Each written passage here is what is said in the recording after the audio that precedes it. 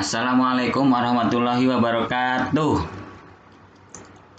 Kami dari kelompok 7 Ahmad Al-Farizi dan Arya Gumilang Ramadan, mahasiswa Pendidikan Agama Islam UIN Maulana Malik Ibrahim Malang, dalam perkuliahan Akidah Akhlak akan menjelaskan tentang apa itu mukjizat, karomah, maunah, dan irhas. Oke, yang pertama kita akan menjelaskan tentang apa itu mukjizat. Mukjizat ialah sesuatu yang luar biasa yang muncul pada seorang nabi yang mendapatkan suatu tantangan dan si penantang tidak mampu untuk melawannya. Jadi mukjizat itu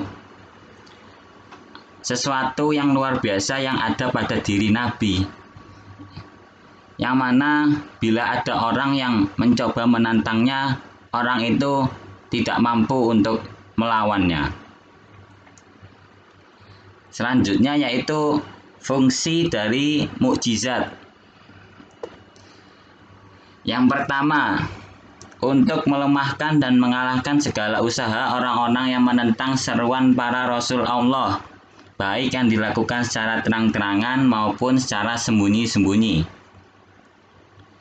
Yang kedua, yaitu sebagai bukti kebenaran bahwa para Rasul itu benar-benar dipilih oleh Allah. Jadi fungsi mukjizat tidak jauh dari pengertian mukjizat tadi. Fungsi mukjizat yang pertama yaitu agar orang yang mencoba menentang atau mengalahkan atau mencoba melawan para Rasul Allah, maka orang-orang itu tidak mampu untuk melawannya karena ada suatu mukjizat itu.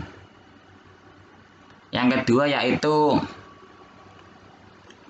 mukjizat berfungsi sebagai bukti bahwa Rasul yang mempunyai mukjizat itu benar-benar Rasul yang dipilih oleh Allah Subhanahu wa Ta'ala. Jadi mukjizat sebagai bukti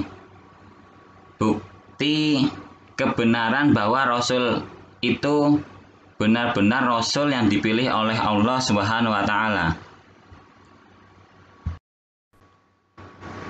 Selanjutnya, kami akan menjelaskan tentang macam-macam mukjizat. Macamnya mukjizat ada dua. Yang pertama yaitu mukjizat hissi atau bisa disebut mukjizat indrawi. Yang kedua yaitu mukjizat akliyah atau bisa disebut mukjizat maknawi. Mukjizat hissi atau indrawi yaitu mukjizat yang dapat dilihat oleh mata, didengarkan oleh telinga, dan dapat dirasakan oleh indera perasa. Jadi mukjizat hissi itu mukjizat yang nyata, yang bisa kita lihat, kita dengarkan, dan bisa dirasa oleh kita. Contohnya apa? Contohnya seperti saat Rasulullah menyebarkan dan mengajarkan ajaran yang dibawanya kepada para pengikutnya. Pada saat itu Rasulullah memperlihatkan atau menunjukkan mukjizatnya kepada para pengikutnya agar para pengikutnya percaya bahwa Rasul itu benar-benar Rasul. Jadi para pengikutnya bisa melihat, mendengarkan, bahkan merasakan mukjizat yang diberikan pada Rasul itu sendiri. Jadi untuk meyakinkan para pengikut Rasul agar percaya pada Rasul bahwa Rasul itu benar-benar membawa ajaran yang benar. Selanjutnya, mukjizat akliyah atau maknawi, yaitu mukjizat yang dapat dimengerti dan dipahami oleh manusia yang dapat berpikir sehat, berbudi luhur, dan berperasaan halus. Jadi untuk membedakan kedua mukjizat ini, kalau mukjizat hissi itu mukjizat yang nyata, kalau yang akliyah yang tidak nyata.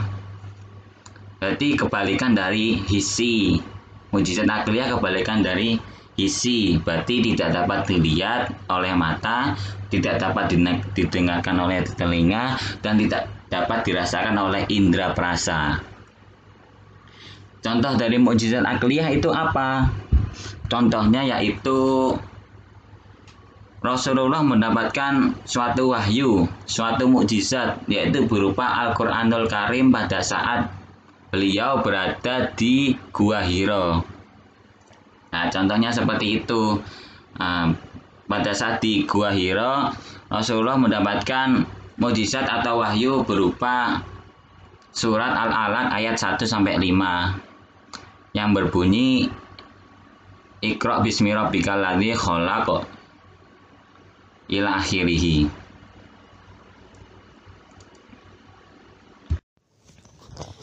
Berikutnya kita coba bahas lagi hal yang menakjubkan yang lainnya, yaitu karomah. Karomah berasal dari bahasa Arab yang bisa diartikan dengan kemuliaan, keluhuran, dan anugerah. Sedangkan dalam bahasa Indonesia, karomah sangat dekat atau sering disandingkan dengan kata keramat yang diartikan suci dan dapat mengadakan sesuatu di luar kemampuan manusia biasa karena ketakwaan dan kedekatannya kepada Tuhan. Menurut ulama sufi, karomah berarti keadaan luar biasa yang diberikan Allah Subhanahu wa Ta'ala kepada para walinya. Dan wali itu mungkin orang yang beriman, bertakwa, dan beramal soleh kepada Allah.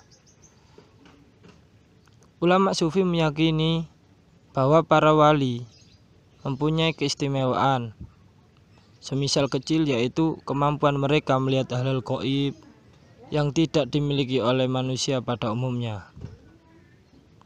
Jika kita penasaran mencari contoh karomah, mungkin sangat banyak sekali contoh-contoh karomah yang ada pada wali-wali kiai yang ada di Indonesia.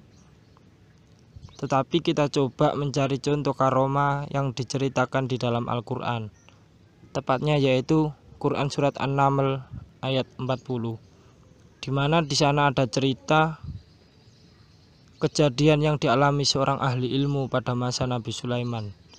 Ketika Nabi Sulaiman alaihissalam sedang duduk di hadapan para tentaranya yang terdiri atas manusia, hewan, dan jin. Beliau meminta kepada mereka untuk mendatangkan singgasana Ratu Balqis. Lalu ada seorang yang berilmu berkata kepada Nabi Sulaiman. Dalam ayat tersebut dikatakan, seorang itu berkata pada Nabi Sulaiman, "Aku akan membawa singgasana itu kepadamu sebelum matamu berkedip." Maka tatkala Sulaiman melihat singgasana itu terletak di hadapannya, ia pun berkata, "Ini termasuk karunia Tuhanku untuk mencoba aku apakah aku bersyukur atau mengingkari akan nikmatnya." Lah, seperti itulah contoh karomah, keajaiban ataupun hal menakjubkan yang diberikan Allah Subhanahu wa Ta'ala kepada orang-orang ahli ilmu maupun orang wali-waliullah yang dikehendaki Allah untuk mendapatkan keistimewaan tersebut.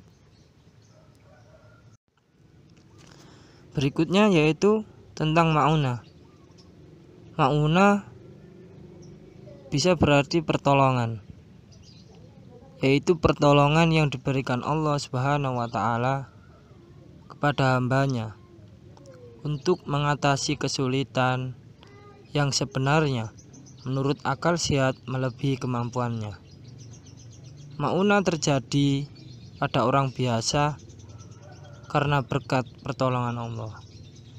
Jadi ma'unah ini semacam pertolongan yang sebenarnya.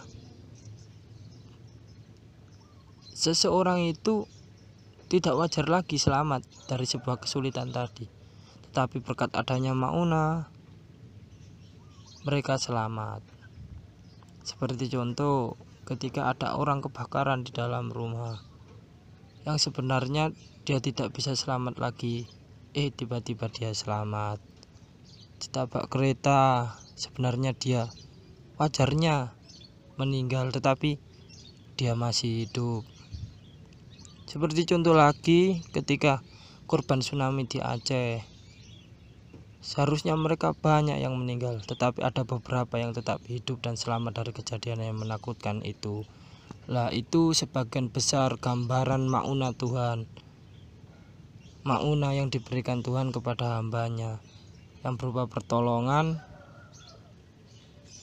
yang diberikan kepada hambanya untuk mengatasi kesulitan yang menurut akal sehat tidak masuk akal ataupun istimewa seperti itu. Selanjutnya kita lanjut pada pembahasan tentang irhas. Irhas bisa diartikan yaitu kejadian luar biasa atau hal-hal yang istimewa pada diri calon nabi atau rasul pada masa kecil mereka. Contoh yang biasa kita dengar ataupun tidak asing lagi dengan kita, bagaimana kisah Nabi Muhammad ketika kecil selalu dinaungi awan sehingga tidak kepanasan saat melakukan perjalanan dagang ke Syam. Beliau juga dicuci hatinya oleh malaikat. Itu juga termasuk contoh dari irhas. Ada juga Nabi Isa, bagaimana beliau ketika bayi sudah bisa bicara. Itu termasuk contoh dari irhas. Jadi irhas itu kejadian yang luar biasa pada diri calon nabi ataupun orang-orang yang dikehendaki Tuhan.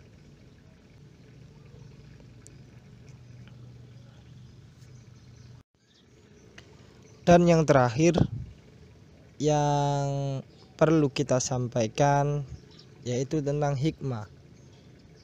Hikmah dalam mengetahui karomah, maunah, dan irhas. Pastilah ada sebuah hikmah maupun apa yang diinginkan Tuhan ketika Dia mendatangkan karomah, maunah, dan irhas pada hambanya. Adapun hikmah mengetahui karomah, maunah, irhas yang perlu kita ketahui dan pelajari dalam kehidupan sehari-hari. Yang pertama yaitu bisa mempertebal iman kepada Allah Subhanahu wa taala. Bagaimana tidak ketika kita diberikan hal yang menakjubkan, hal yang ajaib, hal yang wow dari Tuhan. Dari sana akan memperkuat iman kita lagi kepada Tuhan karena keistimewaan itu. Yang kedua yaitu mendekatkan diri kepada Tuhan. Dengan karomah, maunah, dan irhas kita akan lebih ingin dekat lagi kepada Tuhan. Dan yang ketiga, tidak takut akan kesulitan karena yakin Allah selalu memberikan pertolongan kepada hambanya yang beriman dan bertakwa. Jadi seperti itu. Semoga pembahasan kali ini cukup menambah wawasan dan bisa kita lanjut ke sesi berikutnya, diskusi maupun tanya jawab bersama teman-teman yang lain. Terima kasih. Wassalamualaikum warahmatullahi wabarakatuh.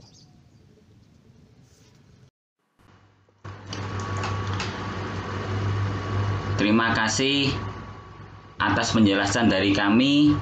Bila ada yang masih bingung atau ingin dipertanyakan, silakan tulis komentar di bawah ini. Jangan lupa share, like, and subscribe channel ini dengan harapan channel ini bisa lebih berkembang dan memberikan banyak manfaat kepada banyak orang. Kurang lebihnya mohon maaf. Wallahul muwaffiq ila aqwamit thoriq. Wassalamualaikum warahmatullahi wabarakatuh.